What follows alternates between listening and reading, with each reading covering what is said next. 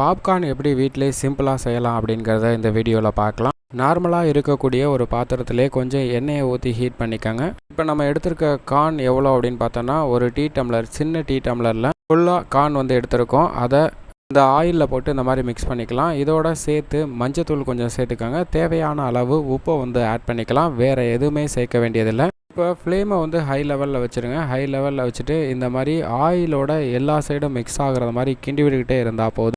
இந்த பாப்கார்ன்லேயே நமக்கு வேறு ஏதாவது ஃப்ளேவர் வேணும், இந்த ஃப்ளேவர் எனக்கு நல்லா பிடிக்கும் அப்படின்னு நினச்சிங்கன்னா அந்த ஃப்ளேவர் இருந்தால் அதை ஆட் பண்ணிக்கலாம். இல்லை அப்படின்னாவே நார்மலாக இந்த கார்னே வேறு லெவல் டேஸ்ட்டில் இருக்கும்.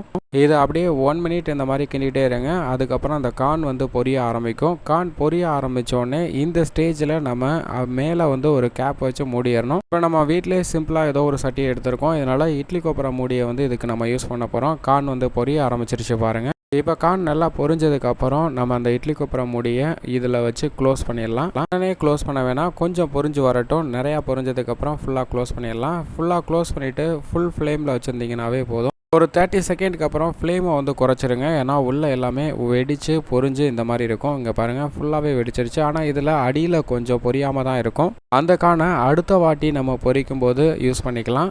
இல்லை முறுமுறுன்னு வேணும் அப்படின்னு நினச்சா நீங்கள் அதையே தனியாக ஒரு ஸ்நாக்ஸ் மாதிரி சாப்பிட்லாம். அதுவும் நல்ல டேஸ்ட்டாக இருக்கும். வாங்க இது எப்படி இருக்குது அப்படின்னு டேஸ்ட் பண்ணி பார்க்கலாம்.